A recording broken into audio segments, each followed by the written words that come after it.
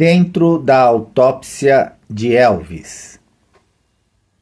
Às 20h30, 8h30 da noite da morte, o Dr. Harold Sexton preparou uma amostra de urina no laboratório do Hospital Batista. Ele estava procurando um teste qualitativo rápido para identificar quais drogas estavam no organismo de Elvis. Sexton rotulou a amostra como sendo de uma certa senhora Ethel Moore, um nome fictício que ele usaria mais tarde. Embora o Hospital Batista fosse o maior hospital privado do mundo, não tinha laboratório de toxicologia. No início da noite, Sexton havia entregue amostras de sangue total, urina, líquido cefalorraquidiano e tecido da vesícula biliar para Francisco. Mas Sexton não esperava muita ajuda do laboratório de toxicologia de Jerry Francisco. Ele o tinha em baixa estima. Portanto, sem o conhecimento do legista, Sexton enviou a amostra de urina pela Union Avenue a alguns quarteirões de distância para o laboratório Duckworth, no Hospital Metodista, para um exame de drogas. Esta era uma personagem de alguma importância, disse Sexton com eufemismo irônico mais tarde. E não queríamos negligenciar nada que pudesse ser significativo na autópsia. Então, fizemos apenas um exame de rotina, como se pode fazer em vários casos. Os testes no laboratório de Duckworth tinham como objetivo preliminar dar aos doutores Muirhead e Sexton, seus colegas do Hospital Batista e, presumivelmente, Francisco, uma pista sobre o que matou Elvis ou uma direção para focar mais investigação médica. O teste de Duckworth era qualitativo, identificando a presença de tipos específicos de drogas, não quantitativo, informando em que concentrações essas drogas estavam presentes. Além disso, o teste de Duckworth testou apenas urina, não sangue ou líquido cefalorraquidiano. Durante a noite, os resultados chegaram ao Hospital Batista. Os testes foram positivos para 4 tipos de depressores: barbitúricos, meprobamato, benzoadizepínicos e eticlovinol. Eles foram negativos para uma série de outros tipos, incluindo anfetaminas, cocaína e principalmente morfina e codeína. Em contraste, o laboratório de toxicologia de Francisco na Universidade do Tennessee emitiu um relatório alguns dias depois, combinando aleatoriamente os resultados dos testes de sangue e urina. O exame de urina identificou etinamato, metaqualona, codeína, meperidina, clofeniramina e barbitúricos, não especificados presentes no sangue ou na urina. Relatou que todas essas drogas estavam em concentrações menores que os níveis tóxicos ou letais. Mas, de outra forma, não enumerou exatamente quais eram esses níveis. No mundo de um toxicologista, os intervalos terapêuticos, tóxicos e letais estavam em um estado perpétuo de redefinição. Os resultados do exame de triagem de urina, que representavam uma comparação direta com o laboratório de Duckworth, eram de particular interesse para Sexton e mais tarde teriam grande importância na decisão oficial de Francisco. O teste de triagem de urina não mostrou a presença de eticlovinol, mais comumente conhecido pelo nome comercial de Plácido. Este foi um elemento muito importante na análise toxicológica geral, diria Sexton mais tarde. O laboratório de Duckworth o eliminou naquela mesma noite, enquanto o laboratório de Francisco não o encontrou. O cheiro de eticlovinol é realmente perceptível, mas se você começar a testar com temperaturas muito altas, você o queimará. Ficou claro para mim desde o início que foi isso que os técnicos de Jerry fizeram. Eles o queimaram. Uma semana após a morte de Elvis, portanto, Sexton e o chefe, como ele chamava Muirhead, sabiam que estavam enfrentando não apenas um legista impulsivo, mas também um laboratório público que alguns médicos acreditavam ter técnicos pouco qualificados e desajeitados. Queríamos escolher o melhor laboratório independente de toxicologia que pudéssemos encontrar para ajudar a determinar como Elvis Presley morreu, explicou Sexton em 1979. Perguntamos discretamente por todo o país e o nome que continuava aparecendo era Laboratórios BioScience, em Van Nuys, Califórnia. Em 19 de agosto de 1977, Sexton examinou sua lista de verificação de amostras. 3,5 mililitros de líquido cefalorraquidiano, 9 mililitros de sangue, 2 mililitros de urina, 124 gramas de tecido hepático e 139 gramas de tecido renal. Colocando as amostras em recipientes estéreis embalados em gelo seco e isopor, Sexton as selou em uma caixa e as enviou pelo Airborne Express para os doutores Ronald Ornish e Norman Wiseman, da BioScience.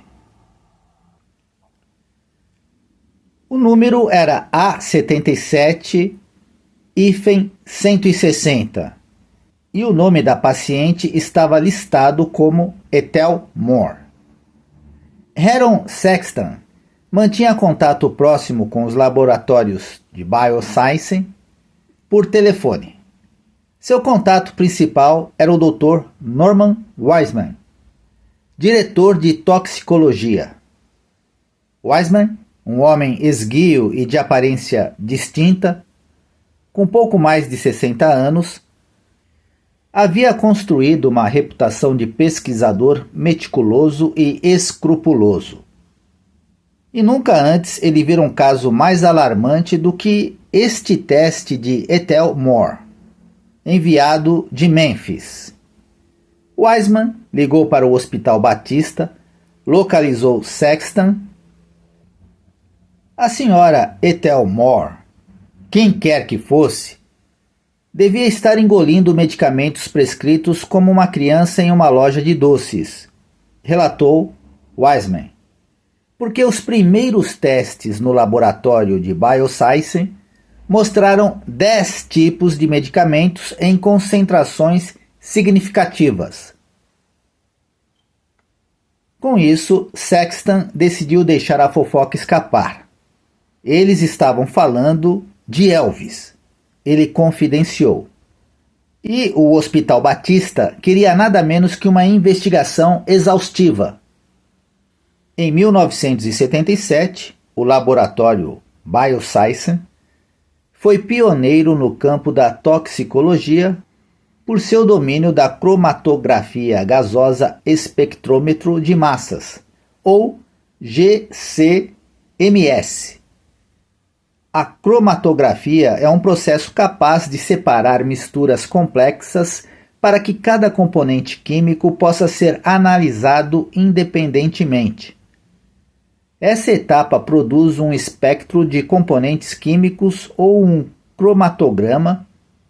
À medida que os componentes químicos são separados, eles entram em uma câmara de ionização, onde são bombardeados com elétrons e fragmentados em segmentos que apresentam um padrão característico, componente por componente, molécula por molécula.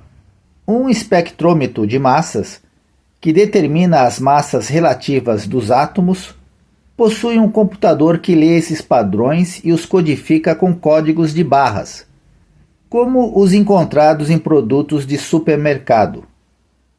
Ao longo do tempo, os toxicologistas construíram bibliotecas inteiras com milhares desses códigos de barras, distinguindo não apenas compostos químicos, mas também o mesmo composto em uma variedade de concentrações. Assim que novos medicamentos chegam ao mercado, eles passam pelo processo de GC-MS e novos códigos de barras são catalogados. A tecnologia GC-MS era como um estenógrafo equipado com uma máquina de escrever manual. Você pode conseguir fazer o trabalho, mas levará tempo e poderá haver alguns erros tipográficos que você não percebeu. O laboratório de Francisco na Universidade do Tennessee não tinha a tecnologia GC-MS quando Elvis morreu.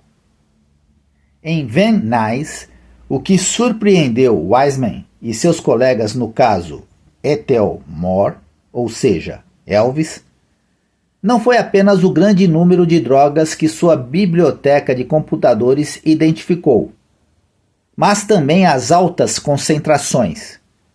A toxicologia tem um esquema básico.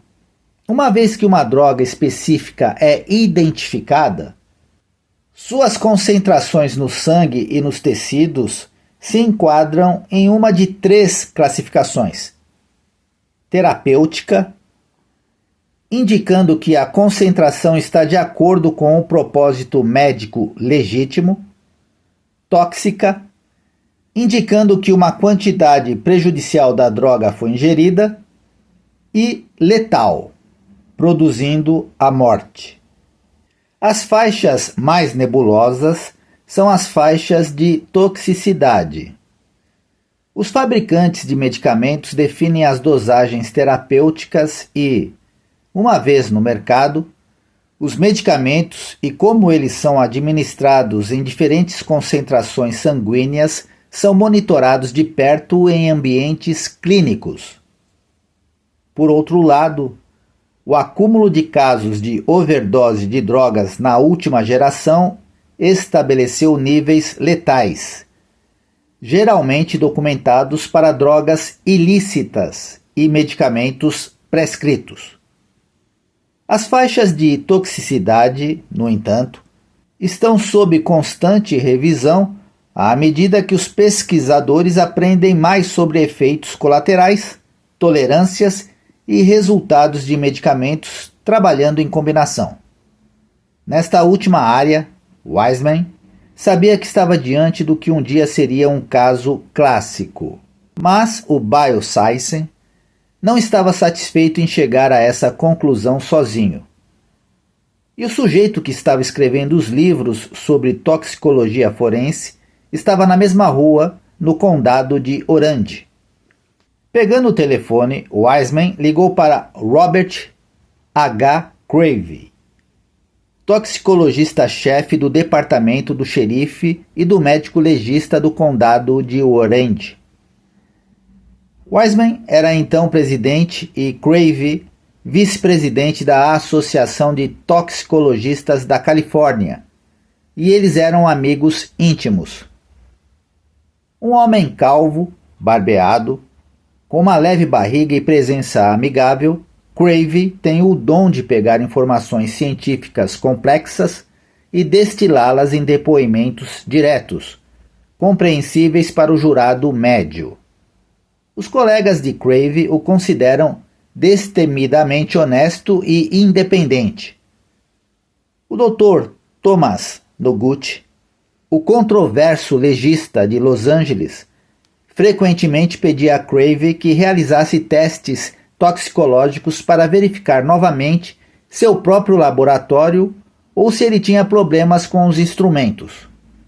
Crave e 2 outros toxicologistas mais tarde compilariam e atualizariam anualmente um livro de referência intitulado Toxicologia de Tribunal. Hoje, a Bíblia sobre o assunto para advogados de julgamento e especialistas forenses. Quando Wiseman ligou para Crave, ele não mencionou Elvis Presley.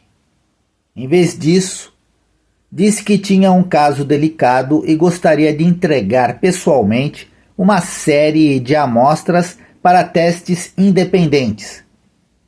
Dado o alarme, Wiseman dirigiu 80 quilômetros de seu laboratório no Vale de San Fernando, ao norte do centro de Los Angeles, até as instalações de Crave em Santa Ana.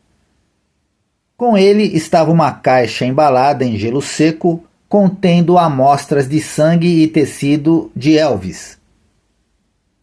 Mesmo que não tivessem dito que era o caso de Elvis, eu suspeitava que fosse, disse Crave. Eu sabia que ele era a única pessoa importante que havia morrido naquela época. Retendo os resultados do Bioscience e pedindo uma segunda opinião como um favor, Wiseman olhou por cima do ombro de Crave durante as 4 horas necessárias para submeter as amostras aos procedimentos de teste do condado de Orange. Auxiliando estava um jovem substituto chamado Dwight Reed, a quem Crave descreveu como uma das pessoas mais brilhantes que já tive. Mais tarde, Reed realizaria os testes para Noguchi, apelidado de Legista das Estrelas, na morte por overdose de John Belushi. Reed considerava Crave o toxicologista das estrelas. Wiseman observou Crave e Reed terminarem seus testes. Crave anotou números em um bloco de notas. Eles correspondiam aos do Bioscience. A farmacopeia chocou Crave, mas ele também ficou intrigado. Por que Wiseman não lhe trouxe nenhuma amostra do estômago? Ele se lembrou de como o conteúdo estomacal era crítico no caso de Marilyn Monroe. O laboratório de Noguchi não os havia testado. Achei que isso foi um grande erro no caso de Monroe, disse Crave. Não perguntei a Norman Wiseman sobre isso no caso de Elvis, porque eu não deveria saber que era Elvis Presley que eu estava testando. Mas achei estranho que não houvesse conteúdo estomacal. A conclusão de Crave foi direta. Em vista da falta de patologia significativa, processo de doença, para explicar a morte, e considerando o vasto número de medicamentos sedativos, hipnóticos e analgésicos encontrados em concentrações que variam, principalmente de terapêuticas atóxicas, os efeitos combinados desses medicamentos devem ser considerados. Essas descobertas seriam consistentes com coma e certamente seriam fatais.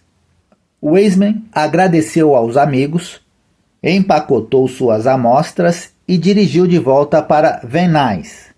Então ele contatou Harold Sexton em Memphis e providenciou uma visita ao Bioscience para ver seus procedimentos de teste em primeira mão. Sexton chegou em meados de outubro de 1977. Ele revisou os dados laboratoriais que o Bioscience havia preparado em apoio ao seu relatório no caso Presley.